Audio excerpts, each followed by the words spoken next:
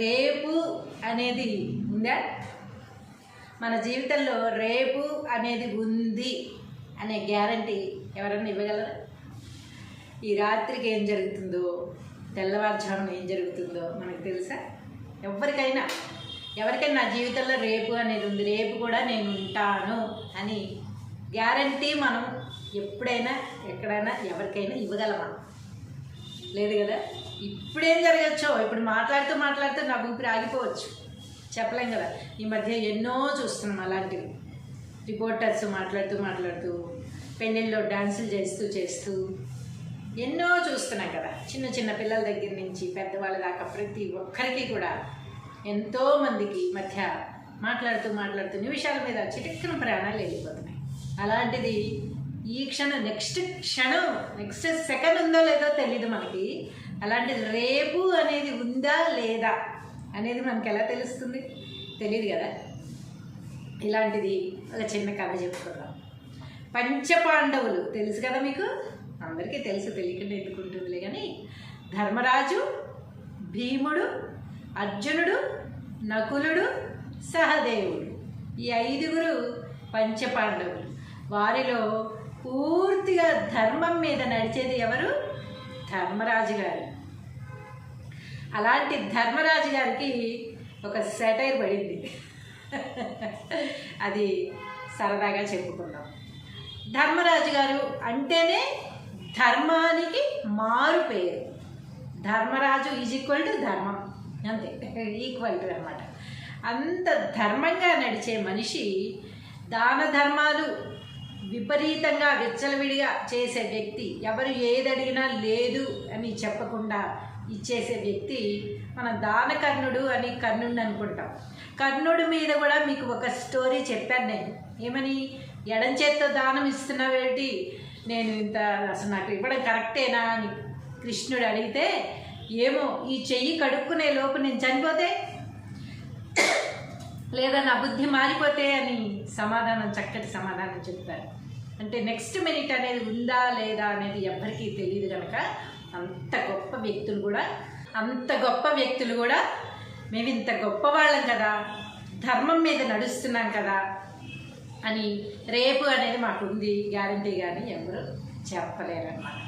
అలాంటి ధర్మరాజు దగ్గరికి ఒక పేదవాడు ధర్మానికి వచ్చాడు, ధర్మం అడగడానికి. ఏమిటది? అయ్యా, నా పూరి గుడిసె కూలిపోతుంది, ఆల్మోస్ట్ లాస్ట్కి వచ్చేసింది, ఇంకా మొత్తం పడిపోతుంది 2 రోజుల్లో. సో నేను ఆ గుడిసెని మళ్ళీ నిర్మించుకోవాలనుకుంటున్నాను. సో నాకు కొన్ని దుంగలు, తాటాకులు, మట్టి అవన్నీ ఇప్పిస్తారా అని ధర్మరాజు గారి దగ్గరికి అడగడానికి వచ్చారు. వస్తే ధర్మరాజు మరి లేదని చెప్తాడా? చెప్పరు కదా. కానీ ఏం చేశారు? ఇస్తాను, తప్పకుండా ఇస్తాను, శుభ్రంగా గట్టిగా వేసుకుంది కానీ గుడిసె, రేపు రా, రేపు వచ్చి నీకు ఏమేం కావాలో అవన్నీ తీసుకెళ్ళు అని చెప్పారు. ఇందులో తప్పేమైనా ఉందండి? రేపు వచ్చి తీసుకెళ్ళానే కదా చెప్పారు, తప్పేం లేదు కదా ఇందులో. ఇవ్వను అని అనలేదు కదా. ఇవ్వను అంటే ధర్మరాజు ఏమిటి, ఇవ్వలేకపోవడం ఏమిటి, ఇవ్వనని చెప్పడం ఏమిటి అని అనుకోవచ్చు. కానీ ఇస్తాననే చెప్పారు. కానీ ఎప్పుడు ఇస్తారన్నారు? రేపు రమ్మన్నారు. సరే, కట్ చేస్తే అందరికీ తెలిసిన విషయమే కదా, రాజ్యంలో ఒక పెద్ద గంట ఉంటుంది. ఆ గంటని ఏదైనా గొప్ప పనులు చేసినప్పుడు టకటకటకటకటకటగా మోగిస్తూ ఉంటారన్నమాట. మోగించి ఆ గంట వినగానే, అందరూ ఆ సౌండ్ వినగానే, అబ్బా రాజ్యంలో ఏదో గొప్ప పని జరిగింది, రాజ్యంలో ఏదో విజయం సాధించారు ఎవరో, ఇంకా సేపట్లో చాటింపు వస్తుంది అనుకుంటారు. ఆ గంట ముందు మోగించి అందరినీ అలర్ట్ చేసి ఆసక్తిగా ఉంటారనమాట. అప్పుడు ఏం వినాలి, ఏం చెప్తారు అనేసి చాటింపు వేయిస్తారనమాట. తర్వాత ఆ చాటింపు వచ్చినప్పుడు అందరు క్లియర్గా వింటారు. అప్పుడు లేదా సడన్గా చాటింపు వేయించేశారనుకో, కొంతమంది విని కొంతమంది వెనక ఎక్కడెక్కడో ఉంటారు కదా. కాబట్టి ముందు గంట మోగింది అంటే ఏదో గొప్ప కార్యం జరిగింది, ఎవరో విజయం సాధించారు, అది ఇప్పుడు మనం వినబోతున్నాము, ఎప్పుడు వస్తుందో చాటింపు అని ఎగ్జైట్మెంట్తో ఉంటారు. అందుకు ముందు గంట కొట్టేసి తర్వాత చాటింపు వేయిస్తారు. కానీ ఇప్పుడు గంట గణగణ మోగుతోంది. ఎందుకు మోగుతోందో అర్థం కాలేదు. ధర్మరాజు గారికి తెలియకుండా రాజ్యంలో ఏదన్నా జరుగుతుందా? జరగదు కదా. ఏదన్నా విజయం సాధించినా ఆయనకి తెలియకుండా ఉంటుందా? ముందు ఆయనకి చెప్పిన తర్వాత ఆయన వాళ్ళ అసిస్టెంట్లకి చెప్తే కదా వెళ్ళి గంట మోగిస్తారు. కానీ ఎవరు ఏం జరిగిందబ్బా, ఎవరు గెలిచారు? నాకు తెలియకుండా ఏం జరిగింది ఈ రాజ్యంలో? ఈ గంట ఇలా మోగిపోతుంది ఏమిటి? ఎవరు మోగిస్తున్నారు? ఎందుకు మోగిస్తున్నారు? అసలు ఇది ఎవరన్నా ఆకతాయితనంగా చేస్తున్నారా ఏమిటి అని ధర్మరాజుకి డౌట్ వచ్చి, గంట అనేది ఇంటి పక్కనే ఉండదు కదా, ఎక్కడో పెద్ద స్థలంలో, ఎంత పెద్ద గంట, దానికి ఒక ప్రత్యేక స్థలం ఉంటుంది. అక్కడికి ధర్మరాజు గారు పరిగెత్తుకుంటూ వెళ్ళారు. అసలు ఏంటి గంట ఇలా మోగిచ్చేస్తున్నారంటే మొత్తం రాజ్యం అంతా ఏమనుకుంటారు? ఎవరో ఏదో విజయం సాధించారనుకుంటారు. కానీ ఏది లేదు, నాకు తెలియదు అసలు గంట ఎవరన్నా ఆకతాయితనంగా మోగిస్తున్నారేమో అని. అక్కడికి వెళ్ళేసరికి అక్కడ గంట మోగిస్తున్నది ఎవరంటే స్వయాన ఆయన గారి తమ్ముడైన భీముడు గారు. ధర్మరాజు తమ్ముడైన భీముడు ఆ గంటని మోగిస్తున్నాడు. అయితే షాక్ అయ్యారు వెళ్ళి, ఏంటి గంట ఇలా మోగిస్తున్నాడు, చిన్నపిల్లాడు కాదు, ఏం కాదు. భీమా, ఏమైంది నీకు? ఎందుకు అలా గంట మోగిస్తున్నావు? ఎవరు ఏం ఘనకార్యం సాధించారని, ఎవరు గెలిచారని, ఎవరు విజయం సాధించారని ఆ గంట మోగిస్తున్నావు అలా? అసలు నాకు కూడా తెలియకుండా ఎవరు మోగించమన్నారు? ఏమిటి పిచ్చి పని అని అడిగారు. అడిగితే, అదేమిటి అన్నగారు అలా మాట్లాడతారు? మీరు ఇంత విజయం సాధించి మళ్ళీ ఏమీ ఎరగనట్టు నన్ను అడుగుతారే అన్నాడన్నమాట. నేనేం విజయం సాధించాను భీమా? ఏం మాట్లాడుతున్నావు నువ్వు? పైగా ఏకంగా గంట మోగిచ్చేస్తున్నావు రాజ్యం మొత్తం తెలిసేటట్టు.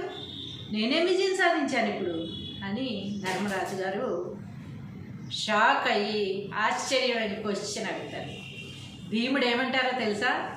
అదేమిటి అన్నగారు, మీకు రేపు అనేది ఉంది అని తెలుసుకున్నారు కదా, అంటే మరణం ఎప్పుడో మీకు తెలుసు. రేపటి వరకు నేను మరణించను, రేపటి వరకు ఉంటాను అని గ్యారంటీ ఉంది కదా మీ జీవితానికి. అంటే మనం ఎప్పుడు వెళ్ళిపోతామో మీకు తెలిసినట్టేగా, అంటే విజయం సాధించినట్టేగా అన్నగారు. మీరు అతన్ని రేపు రమ్మని చెప్పారే, అంటే రేపటి వరకు గ్యారంటీ ఉంది, అంటే మన జీవితానికి గ్యారంటీ ఉన్నట్టే కదా. మరి మాకెవరికి అయితే లేదు, మీకు ఉందని నేను అనుకుంటున్నాను. అందుకే మా అన్నగారు మరణాన్ని విజయం సాధించారు, మరణాన్ని కూడా తెలుసుకోగలరు. రేపు అనేది ఉంది అనేది మా అన్నగారికి తెలుసు. ఎంత విజయం సాధించడం ఇది, అందుకే కొడుతున్నాను అన్నారు. ఒక ధర్మరాజు ఫీజులు ఎగిరిపోయి, ఓ ఎంత పొరపాటు చేశాను, రేపు రమ్మని చెప్పారు నిజమే కదా, రేపటి వరకు నేను ఉంటానని గ్యారంటీ ఉందా? ఇవ్వగల శక్తి ఉండి కూడా ఈరోజు నేను ఎందుకు ఇవ్వలేదు?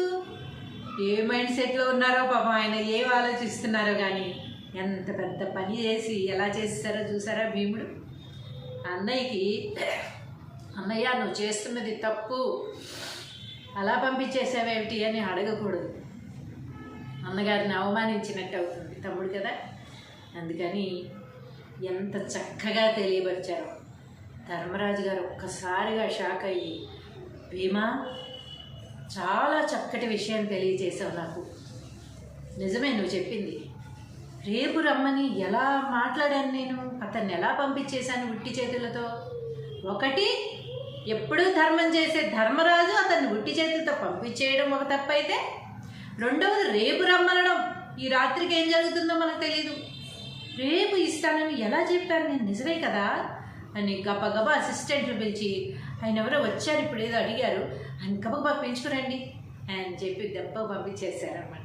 గబగబా వెళ్ళి ఆయన్ని తీసుకుని వస్తే, మహానుభావ నా వల్ల పొరపాటు జరిగిపోయింది, రేపు రమ్మన్నాను మిమ్మల్ని, నేను చేసింది తప్పే, నువ్వు ఎంత అవసరం అయ్యుంటే ఈరోజు వచ్చావో తెలుసుకోలేకపోయాను, దయచేసి నన్ను క్షమించి మీకు ఏమేం కావాలో తీసుకువెళ్ళండి, ఈరోజే తీసుకువెళ్ళండి, ఇప్పుడే తీసుకువెళ్ళండి అని చెప్పి ఆయనకి కావాల్సినవన్నీ ఇచ్చి పంపించారనమాట. అదే మనమైతే ఏం చేస్తాం, రేపు అన్నది మళ్ళీ రేపుది ఎల్లుండి అవతల ఎల్లుండి చేసి చేసి చేసి లాస్ట్కి మొండి చేయి చూపిస్తాం. అవతల వాళ్ళు ఎంత సఫర్ అవుతారు, ఎంత అవసరమైతే మనల్ని అడిగి ఉంటారు ఏదన్నా సహాయం. సరే అడిగారు, మనకి ఇచ్చే కెపాసిటీ ఉందా? ఓకే, అందరూ ఇవ్వాలి అని చెప్పట్లా. కెపాసిటీ ఉంటే ఇస్తాను అని ఇప్పుడే ఇచ్చేయాలి. లేదు అంటే లేదు లేరబై నా దగ్గర కొంచెం అంత వీలు కాదు అని చెప్పేస్తే వాళ్ళు ఎలాంటి ఆశ పెట్టుకోరు. కానీ మనం ఏం చేస్తాం? రేపిస్తా, ఎల్లుండిస్తా అని తర్వాత ఫోను లిఫ్ట్ చేయకుండా స్విచ్ ఆఫ్ చేసి అది ఇది అవతల మనిషి ఎంత సఫర్ అవుతారో దానివల్ల.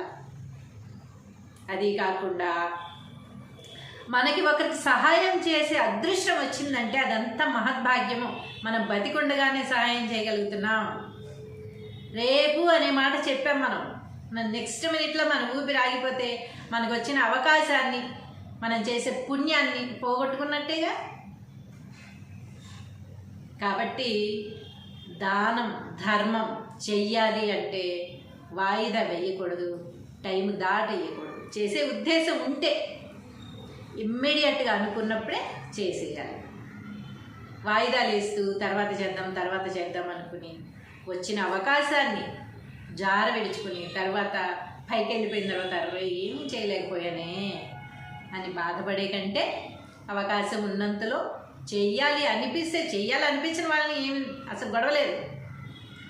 చెయ్యాలనే ఉద్దేశమే లేకపోతే అసలు గొడవే లేదు. ఉద్దేశం ఉండి మనకు అవకాశం ఉండి అవతల వ్యక్తి అడిగిన సహాయం మన దగ్గర ఉంటే, చేయగలిగిన కెపాసిటీ ఉంటే వెంటనే చేసేయడం మంచిది.